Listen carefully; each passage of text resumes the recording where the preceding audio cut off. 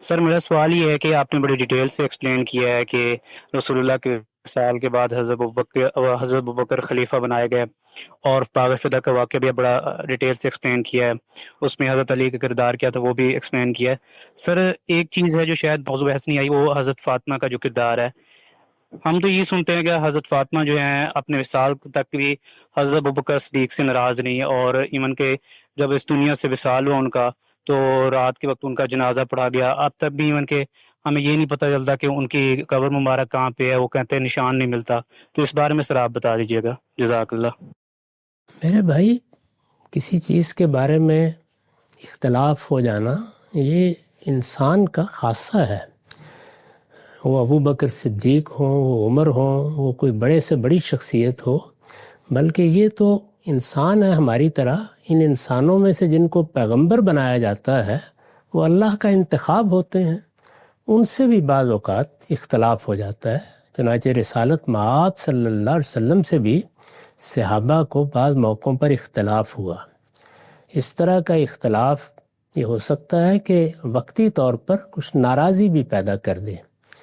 اس میں جو کچھ ہمارے سامنے ظاہر ہوگا بس ہم اسی پر تبصرہ کریں گے۔ ہمیں نہیں معلوم کہ ناراضی فی الواقع کس درجے کی تھی، ہم نہیں جانتے کہ وہ باقی رہی یا دور ہو گئی۔ اس میں اگر آپ تمام روایات کا مطالعہ کریں تو محض قیاسات ہیں۔ ہمیں خود اپنی زندگی میں یہ تجربہ پیش آتا ہے کہ کسی کے ساتھ کوئی بات ہوئی کسی مجلس میں، اس میں تلخی ہو گئی، اب دیکھنے والے تو یہی کہیں گے کہ یہ دونوں ناراض ہیں، ممکن ہے اگلے ہی دن وہ ناراضی دور ہو گئی ہو۔ تو اس لیے اس طرح کی چیزوں کے درپے ہونا ہی نہیں چاہیے۔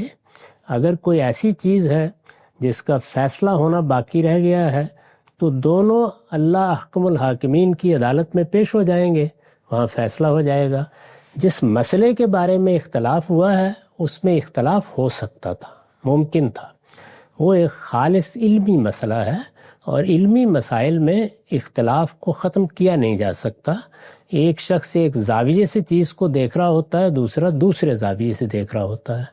قرآن مجید میں سورہ حشر کی آیت ہے جس کے اطلاق اور مصداق میں اختلاف ہوا ہے، دونوں میں ہوا ہے۔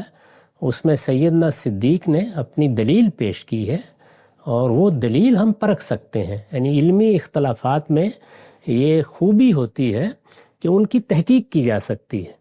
وہ اختلافات جو تدبیر کے ہیں یا کسی خاص وقتی صورتحال کے ہیں، ان میں تو ہم نہیں کہہ سکتے کہ اصل میں بات کیا تھی، کس پس منظر میں تھی۔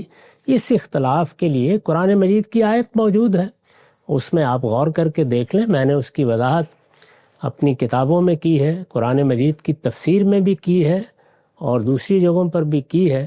بالکل واضح ہے کہ سیدنا صدیق کی رائے بالکل درست تھی، اور انہوں نے قرآن مجید کا مدعا بھی بالکل درست سمجھا اور اس کے مطابق فیصلہ بھی بالکل صحیح کیا، یہ ہم کہہ سکتے ہیں۔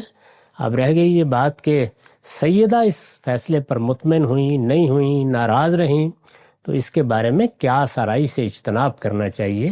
ہمارے لیے دونوں غیر معمولی حیثیت رکھتے ہیں، سیدنا صدیق بھی اور سیدہ بھی۔ دونوں کے لیے عزت کے جذبات اپنے اندر رکھیے۔ ایک علمی مسئلے کا اختلاف ہے، وہ استاد اور شاگرد میں بھی ہو جاتا ہے۔